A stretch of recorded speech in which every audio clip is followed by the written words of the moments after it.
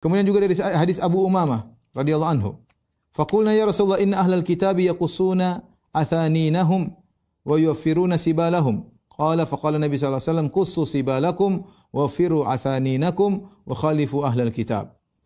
Sahabat berkata, ya Rasulullah, sungguhnya ahlul kitab mereka memotong pendek jenggot mereka dan mereka memanjangkan kumis mereka.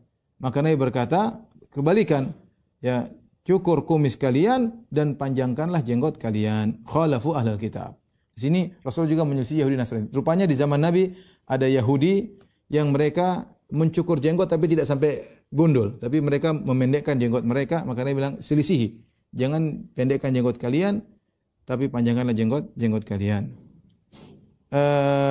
Dan ini semua hadis-hadis menunjukkan perintah untuk memanjangkan jenggot, dan asal perintah hukumnya wajib. Kalau tidak wajib maka hukumnya adalah sunnah.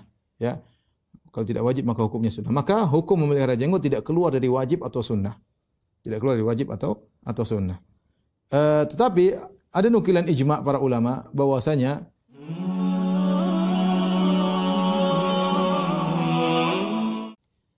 hadis-hadis tentang disyariatkan jenggot, ya, disyariatkan jenggot ditunjukkan oleh banyak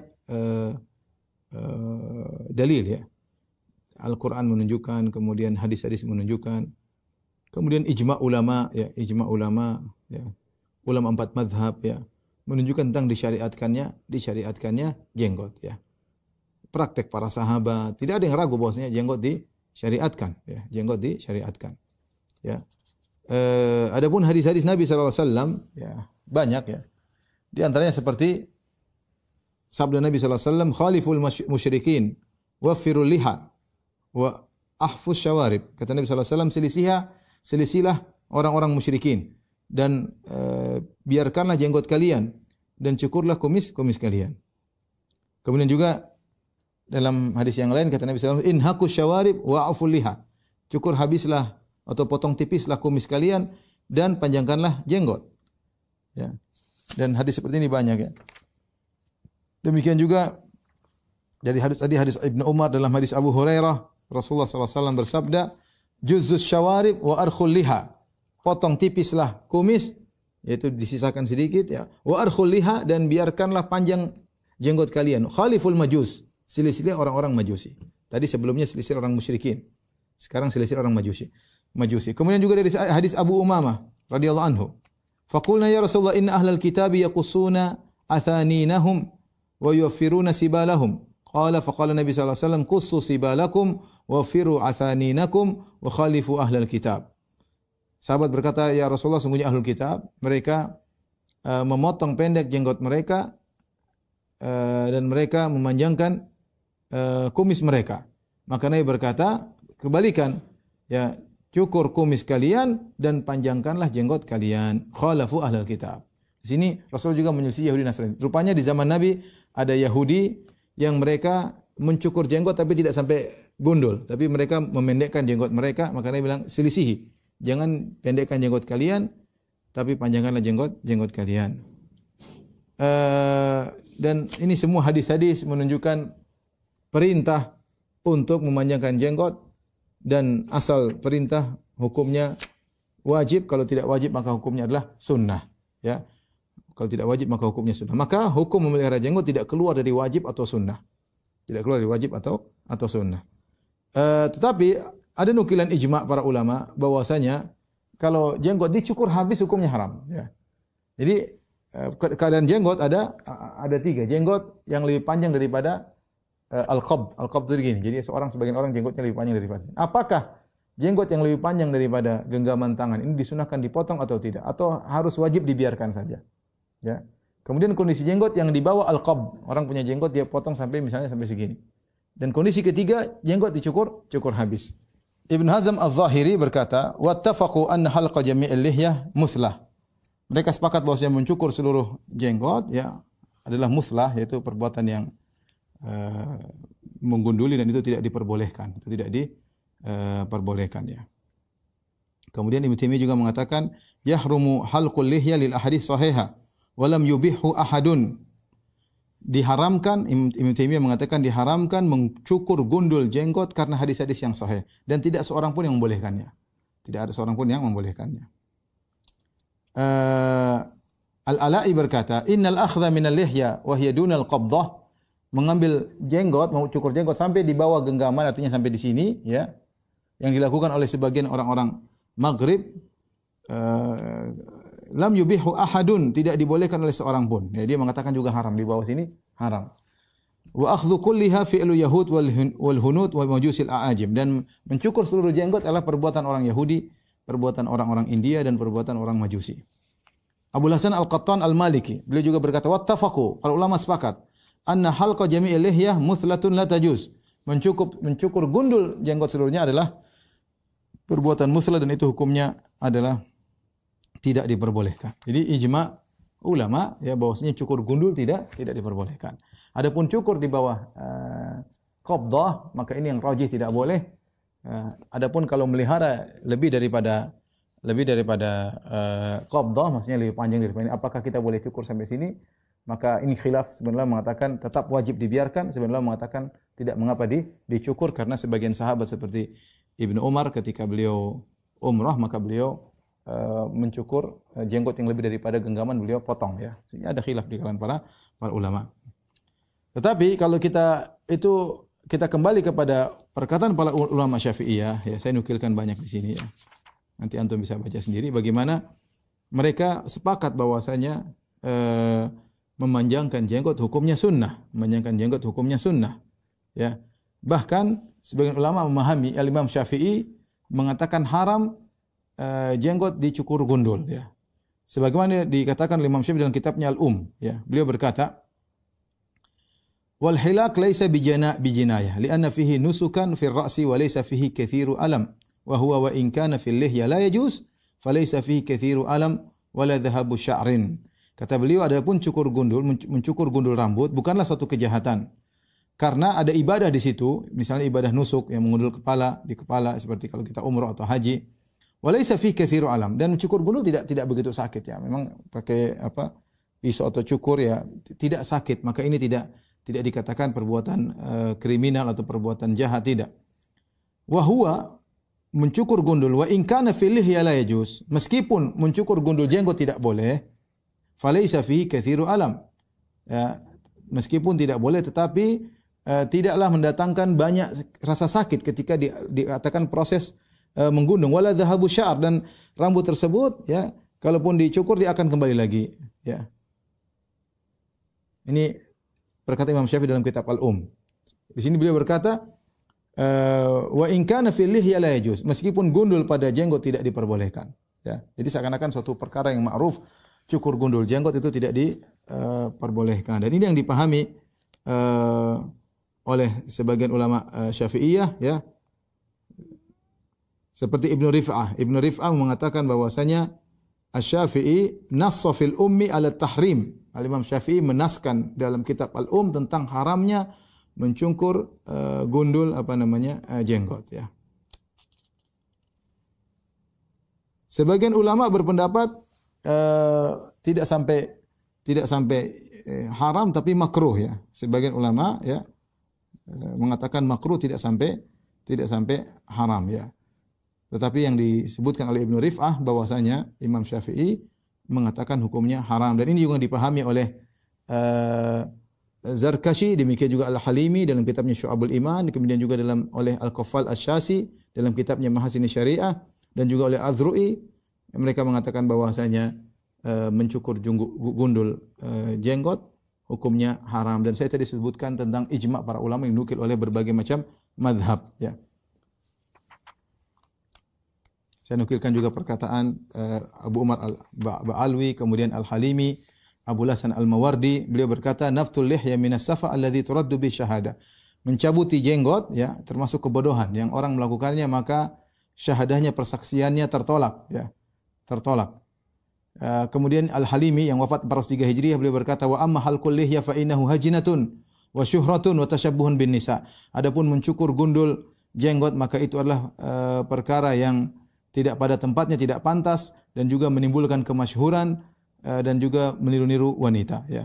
Ini Al-Harimi. Abu Hasan Al-Mawardi tadi dalam kitabnya Al-Hawi Al-Kabir wafat pada 90 Hijriah, beliau berkata orang yang mencabuti jenggot adalah kebodohan dan ditolak syahadatnya.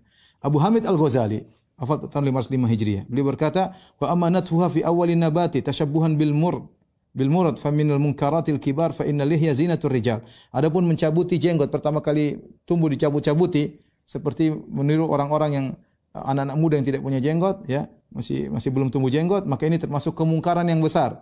Karena lihyah, jenggot adalah perhiasan bagi para lelaki. Adapun mencukur jenggot lebih dari satu genggam, ya, maka Imam Ghazali mengatakan tidak menjadi masalah. Wal amru fi hadza qarib illam yantahi ila takhsisil lihyah. Tidak jadi masalah, ya, mencukur di bawah jenggot, yang penting jangan dihabisin jenggotnya. Demikian juga Al-Malibari Al-Fannani juga mengatakan wa yahrumu halqul lihyah. Ya, diharamkan untuk menggunduli jenggot. Intinya para ulama Syafi'iyah semua sepakat, ya, semua sepakat, dan ulama seluruh Islam sepakat memanjangkan jenggot hukumnya sunnah. Ya, tinggal mereka khilaf ini wajib atau tidak. Ya, tapi kalau memanjangkan jenggot hukumnya sunnah. Dan ini berkata Imam Nawawi rahimahullahu taala, was sahih kata beliau, karahatul akhdhi minha mutlaqan. Yang sahih dimakruhkannya mengambil jenggot secara mutlak, yaitu memotongi jenggot secara mutlak makruh, tidak sampai haram menurut Imam Nawawi, tapi dia mengatakan makruh. Artinya sunnah dipanjangkan. Bal yatrukuha ala haliha kaifa kanat lil hadis sahih. Dan hendaknya dia meninggalkan jenggotnya, biarin aja sebagaimana jenggotnya berdasarkan hadis yang sahih, wa'ful liha. Ya, panjangkanlah jenggot kalian, ya. Ini dikatakan Imam Nawawi. Demikian juga Imam Nawawi berkata dalam konteks yang lain, tadi dalam kitab Al-Majmu', dalam kitab Al-Minhaj Syarah Sahih Muslim, beliau berkata wal mukhtar tarkul lihya ala haliha wa alla yuta'arradha laha bi taqsiri syai'in aslan. Yang jadi pendapat pilihan terpilih adalah membiarkan jenggot begitu saja dan tidak dicukur sedikit pun sama sekali. Ini pendapat Imam Nawawi, itu sunnah, ya, beliau berpendapat sunnah, ya. Abu Syamah, gurunya Imam Nawawi rahimahullah taala, berkata waqad hadatha qaumun yahlikuna lihahum, ya, wa huwa ashaddu mimma nuqila anil majuz annahum kanu yaqussunaha. Telah muncul perbuatan sebagian kaum, Abu Syamah pada abad ke-6 atau abad ke-7, ya, dia mengatakan sungguh telah muncul sebagian kaum yang mereka mencukur gundul jenggot-jenggot mereka, dan ini lebih parah daripada yang dinukilkan dari orang Majusi, bahwasanya mereka hanya mencukur pendek, ya. Kemudian Syekh Albani rahimahullah menjelaskan bahwasanya seluruh sahabat semua memanjangkan jenggot mereka. Tidak diriwayatkan satu orang sahabat pun yang pernah mencukur gundul jenggot mereka meskipun sekali. Enggak ada. Tidak ada seorang sahabat pun pernah diriwayatkan mencukur gundul jenggot mereka meskipun sekali. Bahkan Abu Hamid Al-Ghazali menyebutkan tentang bagaimana keinginan sebagian salaf, sebagian ulama, mereka berharap bisa punya jenggot. Syurai Al-Qadhi berkata, Syurai Al-Qadhi ini sepertinya jenggotnya sedikit, ya, dia berkata, waditu anna lillah lahyatan walau bi asyrati alaf. Aku berharap-harap, aku sangat berharap, berkeinginan punya jenggot yang lebat meskipun aku harus bayar 10.000 dirham. Meskipun aku harus bayar 10.000 dirham. Ini menunjukkan bagaimana Syurai Al-Qadhi, ulama besar, dia ingin punya jenggot. Kemudian juga sahabat Al-Ahnaf bin Qais, para sahabat teman-temannya Al-Ahnaf bin Qais, mereka berkata wadidna an nashtariya lil Ahnaf lihyatan walau bi 20,000. Ini Ahnaf bin Qais ini seorang yang hebat. Tapi menurut mereka dia punya kekurangan apa? Tidak punya jenggot. Sampai mereka berkata, kami berangan-angan untuk membelikan jenggot buat dia meskipun harus bayar 20.000 dirham, ya. 20.000 dirham. Ya, ini bagaimana perhatian para salaf tentang jenggot mereka. Kemudian di antara dalil tentang disyariatkan jenggot, yaitu Rasulullah menamakan jenggot dengan fitrah. Ashrun minal fitrah. Di antara 10 perkara fitrah, qassus syarib, potong kumis, wa i'fa'ul lihya. I'fa'ul lihya, memanjangkan jenggot. Ketika Nabi menamakan memanjangkan jenggot dengan fitrah, ini menunjukkan ini dari sananya, karena fitratullahi lati fatara nasa 'alaiha. Sebagaimana perkataan Al-Mawardi, ya, beliau mengatakan fitrah adalah agama, ya, yaitu agama yang Allah fitrahkan atas mereka, ya. Sehingga ini adalah syariat yang tidak akan berubah. Karena Nabi menamakan fitrah, maka ini syariat yang tidak akan pernah berubah. Dan ini adalah syariat yang disepakati oleh seluruh nabi karena dinamakan dengan fitrah. Dinamakan fitrah seperti tauhid fitrah. Maka memanjangkan jenggot juga adalah fitrah, ya. Memanjangkan jenggot adalah fitrah, dan ini dalil bahwasanya jenggot disyariatkan. Yang terlepas dari hukumnya wajib atau sunnah, kalau lebih daripada satu genggam, tetapi sepakat bahwasanya seluruh syariat menyatakan jenggot disyariatkan karena Rasulullah SAW menamakannya dengan fitrah, ya. Baik. Ini hal-hal yang berkaitan dengan disunahkannya jenggot. Kemudian di sana ada orang-orang yang kemudian meragukan tentang sunnahnya jenggot, ya. Kemudian mereka bikin syubhat. Di antaranya yang saya dapati tersebar di sebagian internet. Saya sudah bantah zaman dulu, kemudian sekarang dihapus, ya. Sepertinya dihapus, saya sudah cari nggak dapat lagi. Tapi dulu sempat sebagian mereka mengatakan kalau jenggot disyariatkan berarti Allah tidak adil. Subhanallah, perkataan yang berani sekali mengatakan Allah tidak adil. Kenapa? Karena banyak orang Asia tidak bisa punya jenggot. Bagaimana Allah mensyariatkan sesuatu yang tidak bisa dilakukan oleh manusia? Lihat logikanya. Dia mengatakan demikian. Sehingga dia mengatakan jenggot tidak disyariatkan karena, ini syubhat pertama, ya. Jenggot tidak disyariatkan karena tidak semua orang punya jenggot. Kalau jenggot disyariatkan berarti Allah tidak adil. Akan banyak orang-orang yang tidak bisa punya jenggot. Bagaimana bantahannya? Sangat mudah. Ya kalau tidak punya jenggot tidak usah dipaksa untuk punya jenggot. Ya. Apakah kemudian kalau kita mengatakan disyariatkan salat berdiri, kalau tidak berdiri tidak sah? Ustaz, bagaimana orang yang tidak punya kaki? Berarti Allah tidak adil dong. Orang tidak punya kaki tidak bisa salat. Ya salat tapi enggak usah berdiri. La yukallifullahu nafsan illa wus'aha. Ya. Allah tidak memberi luar kemampuan. Fattaqullaha mastata'tum, bertakwalah semampumu. Kalau orang tidak punya jenggot tidak wajib untuk punya jenggot, ya. Tapi jangan bilang syariat jenggot jadi hilang gara-gara tidak adil. Ini aneh. Ini tidak ada seorang ulama pun yang berdalil dengan seperti ini. Ini liar dalam berfikir. Liar dalam berfikir disampaikan oleh sebagian orang seperti ini. Subhanallah. Liar dalam berfikir sehingga membuat dalil yang tidak seorang ulama pun berdalil dengan seperti ini. Ya. Mengatakan kalau jenggot disyariatkan tidak adil. Ini bagaimana? Ya. Tentu ini adalah hal yang sangat aneh. Kita bilang kalau tidak punya jenggot ya sudah, sama. Haji. Kenapa Allah syariatkan haji? Betapa banyak orang tidak bisa haji. Kita Indonesia lebih banyak yang tidak bisa haji, tidak punya uang. Terus kita katakan Allah tidak adil mewajibkan haji sementara banyak orang tidak bisa haji. Ya kalau tidak bisa haji ya sudah. Kalau tidak mampu ya sudah, selesai. Kenapa harus mengatakan Allah tidak adil gara-gara sebagian orang tidak mampu? Sebagian orang tidak bisa punya jenggot, jangan dibilang Allah tidak, syariat tidak adil. Ya sudah, kalau tidak mampu ya sudah. Ya sudah, ya. Ya sudah. Kemudian syubhat yang kedua, sebagian mereka mengatakan bahwasanya sekarang sudah berubah. Rasulullah SAW ketika menyuruh memanjangkan jenggot adalah untuk menyelisih orang-orang musyrikin. Khaliful majus, Rasulullah SAW mengatakan selisih orang majus. Khaliful musyrikin, selisih orang musyrikin. Khalifu ahlul kitab, kata Rasulullah SAW selisih ahlul kitab. Kata mereka, illah ini sebab disunahkannya jenggot sudah hilang. Sudah hilang karena sekarang orang-orang musyrikin juga berjenggot. Kata mereka demikian. Jawabannya mudah. Jawaban pertama, pernyataan kalian bahwasanya orang musyrikin sekarang sudah berjenggot tidak benar. Orang-orang penyembah matahari sampai sekarang tidak berjenggot. Orang-orang Nasara juga sampai sekarang tidak berjenggot. Yahudi kebanyakan juga tidak berjenggot. Yang berjenggot cuma militan sebagian. Itu pun mereka kuncir jenggot mereka. Tidak sama dengan jenggot kaum muslimin. Dan di zaman Nabi SAW juga, Abu Jahal juga, Abu Lahab juga berjenggot. Ya. Ya. Tetapi ada sebagian kaum musyrikin yang tidak berjenggot. Orang majusi. Tadi kita sebutkan, orang Yahudi berjenggot tapi mereka cukur. Kata Nabi, selisih mereka, jangan cukur, panjangin. Ya. Jadi pernyataan bahwa sekarang kondisi sudah berubah, orang-orang musyrikin sudah berjenggot, omong kosong, enggak benar. Enggak benar. Sampai sekarang jenggot masih jadi bahan hinaan bagi orang Islam. Ya, bagi orang Islam, ya. Maka kita katakan kenyataan tidak menyatakan demikian. Ternyata masih banyak jenggot masih menjadi ciri khusus orang Islam, masih jadi ciri khusus orang Islam. Bahkan Yahudi yang berjenggot pun jenggotnya dikuncir atau dipelintir, ya. Kemudian bantahan kedua, ya. Bahwasanya sebab disyariatkannya jenggot ada beberapa, bukan cuma satu sebab. Sebab pertama untuk menyelisih orang musyrikin, yang kedua jenggot itu adalah fitrah. Kata Rasulullah SAW, asyrun minal fitrah, 10 fitrah di antaranya tadi fa'ul lihah, memanjangkan jenggot. Jadi fitrah, dan fitrah ini dikatakan fitrah tidak akan pernah berubah. Tidak akan pernah berubah dan dia berlaku pada seluruh syariat. Ya, berlaku pada seluruh syariat para nabi. Ya. Makanya Nabi Harun berjenggot sebenarnya dalam Al-Qur'an. Ya bena umma la ta'khudh bi lihyati wala bi ra'si. Ketika Nabi Musa marah, kemudian Nabi Musa pegang jenggot Nabi Harun, dia tarik, ya jurruhu ilaih. Dia tarik kepala kakaknya Nabi Harun. Nabi Harun mengatakan, ya bena umma la ta'khudh bi lihyati. Jangan kau pegang jenggotku, jangan pegang kepalaku, wala bi ra'si. Itu Nabi Musa pegang jenggot dan kepala Nabi Harun ditarik. Jadi Nabi Harun berjenggot. Ini fitrah. Fitrah. Jadi fitrah, meskipun kita katakan seluruh manusia, orang musyrikin semua sekarang berjenggot ikut sunnah, ya sudah alhamdulillah. Apa kemudian kalau mereka semua sudah pakai jenggot, kita buang jenggot kita? Enggak, ini fitrah. Ya Nabi yang bilang fitrah. Mau diapain lagi? Fitrah. Ya.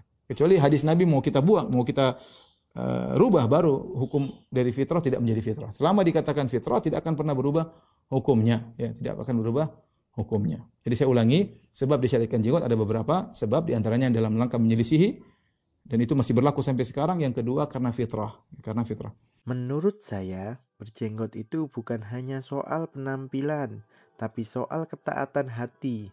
Kadang kita merasa hal kecil seperti ini bisa ditinggalkan, padahal justru disitulah letak ujian keimanannya.